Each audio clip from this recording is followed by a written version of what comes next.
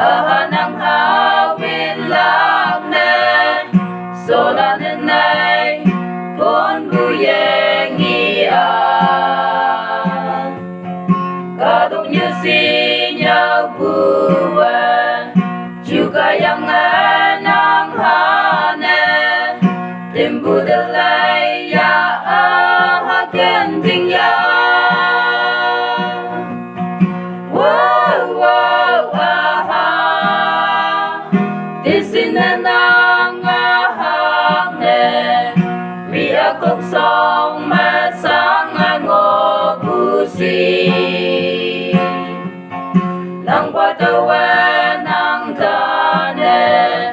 dalan song masap ngona amig pipay ng andan mo na sonet ang olay yigay kadong niwayo na'y bu menang ayan ahang layay busi ate mong yahem bua nang sitahaw pamamse nang antane sa payong mo na wow wow aha sangat ang olay yigay simalamping tim yang emona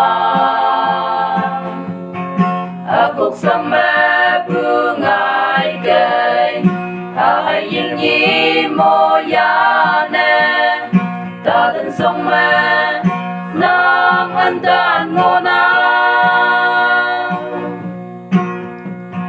upatawa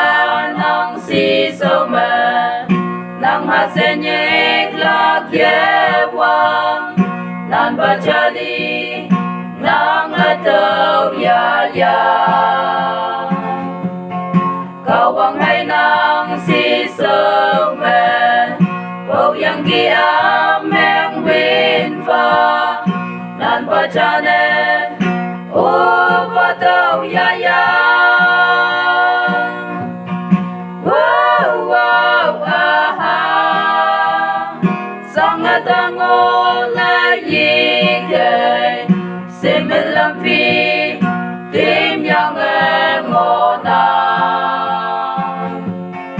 akok sang mabungay kay ahaying yi mo yane tadan song man nang andan mo na